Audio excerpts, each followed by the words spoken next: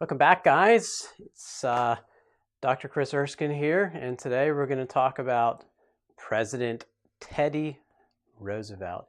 Now, President Theodore Roosevelt was a uh, one of the most iconic figures as a president in American history.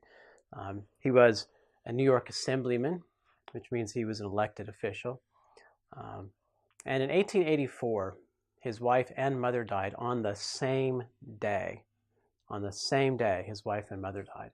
He's so sad. In fact, in his diary that day, on the day that they both died, he wrote a big X, just an X across the day.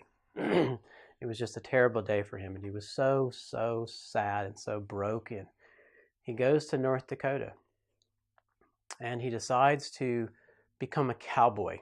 Now, he has a lot of money, and he's very famous in New York, because everyone knows who he is, but he goes to North Dakota with his money, and he buys himself a horse, and he buys himself some pistols, and people kind of thought he was silly, that he wasn't very tough, and he hired some cowboys to work with him.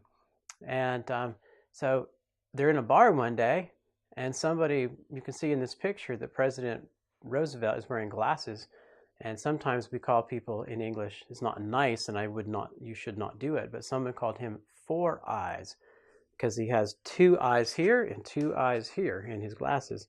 So people called him Four Eyes, and he didn't like it. And he was in a bar, and he punched the man that called him Four Eyes. And after that, the hired cowboys that had laughed at him, they didn't laugh at him anymore. He comes back from North Dakota, and he becomes the New York Police Department Commissioner, NYPD Commissioner. He then becomes the New York Governor, and then becomes the Vice President of the United States, and eventually the President. On the next slide, we see he's in office as President from 1901 to 1909. He's Republican. He's from New York, and he's chosen for Vice President in 1900 and runs and wins. And he's chosen because people in New York didn't like him. And they thought, well, for William McKinley, remember we studied William McKinley in the last chapter. They said, well, we can make Teddy Roosevelt to be vice president because the vice president doesn't actually do anything. They have no power based in the Constitution. And so if he does not do anything as vice president, then we can move him away. As governor of New York, he has a lot of power.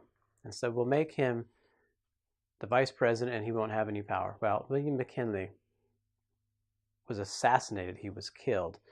And as soon as that happened, Vice President Roosevelt became the president. Now, it was the business people that didn't like him, and he becomes known as the anti-business president. He's also known for something that we call expansion, American imperialism. So he's known for two things, and one of them is breaking up big businesses or monopolies. And the other one is expansion. And we're going to talk about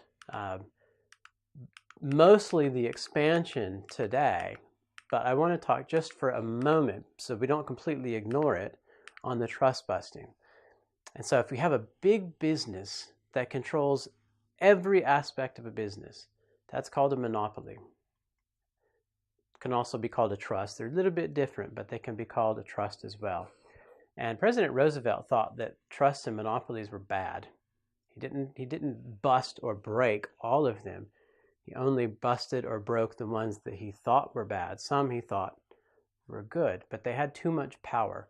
So he would use the power of the government to break these big companies into smaller companies. And so he's known as the trust-busting president.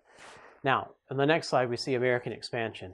And this is what Roosevelt says. He says, I welcome almost any war. The country needs one. And this is in 1897. This is before he's president. But we look at this today and think, that's crazy. Who wants a war? But because of President Roosevelt, the United States has taken on some of his personality. Americans go to war about every 20 or 30 years. So we can think about the American Revolution. Then we can think about the War of 1812. That was about 35, 45 years later. Then we can think about the Mexican-American War. And that was in the 1840s, and that was about 30 years after the War of 1812. Then we can skip forward 20 more years to the American Civil War. We skip forward 30 more years to the Spanish-American War that takes place when, just before actually, Roosevelt comes into office as president, vice president. Then we skip forward to the World War I. 20 years later, we have World War II. 20 years after that, we have Vietnam. 20 years after that, we have the Gulf War. 20 years after that, we have the War on Terror. Now, some people would argue, but those aren't our fault. The American Revolution is not our fault. World War I, World War II, not our fault. And they have a point, but how does America respond? And that's a larger discussion that we would have in a college level class, and that I do have with my students, but it's certainly something you want to think about. China doesn't go to war very often, but this is what Teddy Roosevelt says in 1897. I welcome almost any war. The country needs one. And in 1898, the Americans are already looking outward. So up until the Civil War, we're mostly fighting inside the United States. 1898 is the first war that we have outside the United States. The Spanish Empire is very close to the United States. There's a rebellion in Cuba. Of course, they control, Spain controls the Philippines. And there's this rebellion in Cuba in 1895, and the Cuban or Spanish government put Cubans in camps to contain them. Maybe 200,000 Cubans are killed or die. And United States presidents before McKinley don't support intervening in the affairs of Spain in Cuba. That's not our business, these presidents say. McKinley thinks differently, and Roosevelt thinks differently. And the United States newspapers publicize these terrible things that the Spanish are doing. So this is called yellow journalism. When you take a big picture and you pick one thing that's really bad and you begin to focus on it and you magnify it so it's much larger, and you make people think that everything is that bad. And so it really did whip up or generate American opinion until finally, and some Americans wanted to get involved, until finally in 1898 in February, American ship, the USS Maine, it's a Navy, U.S. Navy ship, was sunk in the harbor. Now, immediately a lot of people believed, including in the newspapers, if we look at the next slide, that this is the doing of the Spanish government, that they'd sunk this ship. But in fact, it wasn't. We know now that it wasn't. And probably they knew then that it wasn't. But the yellow journalists, we have newspapers, the New York Journal, we have newspapers in the United States that are publishing these sensational stories of American lives, that American property, we've been attacked, the Cubans and the Spanish, they're terrible people. And that's what people begin to think after reading the newspapers. But really it wasn't all true. But the United States goes to war in Spain. It's called the Spanish-American War. And it lasts only about 2.5 months, about 10 weeks. And of that, only a few days of combat. It's about 2,500 or 3,000 American deaths. And only 369 were related to battle. The rest of the people died because they bit by mosquitoes or because of other diseases and sicknesses that they got. But there were anywhere from 3,000 to 60,000 Spanish deaths. Now that's a big difference there, but there is a problem in defining what conflict they actually died in as a result of the Spanish-American War. Was it because of the war that we were fighting with them? Or was it because of the rebellion that they were fighting, the Cubans were fighting against Spain? And so we don't know how to kind of divide that up. On the next slide, you can see American soldiers down there. And if you know anything about Cuba, you know it's almost always about 80, 85 degrees. Very hot, very sunny. And these soldiers are down there in their wool uniforms. It's very hot, and so these soldiers would get sick.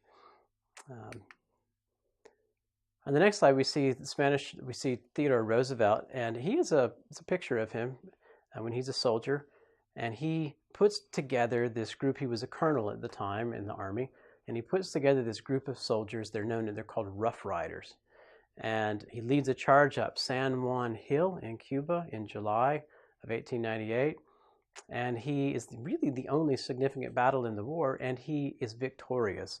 Even when his commanding officer stops in the middle of the hill and ducks down and says, "Retreat," Roosevelt charges up the hill and looks down at the man as though he's a coward and takes the men on up the hill and wins. And so he becomes kind of this folk hero in American folklore, the American mind.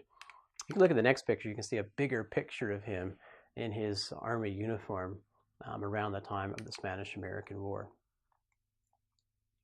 On the next slide, we see TR. We call Teddy Roosevelt TR. He rode between the armies in the middle of the battle. He wasn't given the Medal of Honor, which is the highest medal that you can get if you're in the Army and you do something good. He doesn't get that until 2001. Of course, he's dead long. He's dead, 80 years before he gets this medal. And Spain tries to run a blockade, a naval blockade. And because of this, and this is kind of the end of the war, the United States destroyed the Spanish Navy in Cuba. 474 Spaniards are killed. And this ends 400 years of Spanish Empire in the Americas. 400 years is over. And 300 years of Spanish Empire ends in the Philippines as a result of this. Now, you know, because of Hong Kong and Macau, that Portugal and England also had colonial holdings. And in 1997, Hong Kong went back to China after about 150 years of colonial rule by England. And Portugal in 1999 gave back Macau after 400 years of rule as well. So those European colonial empires were everywhere. Canada is another example of that. English rule, Australia. July 17 of 1898, the Spaniards asked for peace, and they wanted $20 million.